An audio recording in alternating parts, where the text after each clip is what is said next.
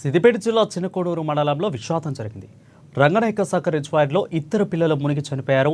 వరంగల్కు చెందిన 2 ఫ్యామిలీలు టూర్ కోసం రంగనాయక సాగర్ విజిట్కు వచ్చారు. ఇక రిజర్వాయర్ దగ్గర ఆడుకునే టైంలో అందులో ఇద్దరు పిల్లలు పడిపోయి చనిపోయారు. మృతులు మిరాజ్, అర్బాజ్గా గుర్తించారు. డెడ్ బాడీల కోసం గచ్చి ఇటుకలతో గాలింపు చర్యలు చేపట్టారు పోలీసులు.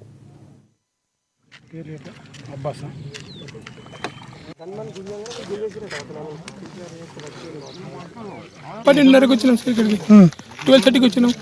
వచ్చి పిల్లలు ఇక్కడ గడ్డ మీద ఆడుకున్నారు. వాళ్ళు ఆడుకున్నారు.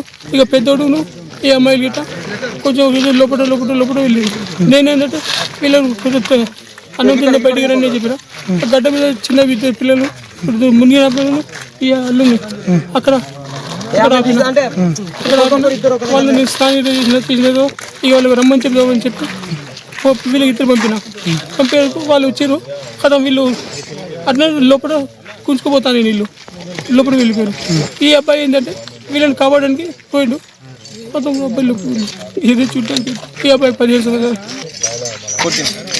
13 సంవత్సరాలు ఉంటుంది.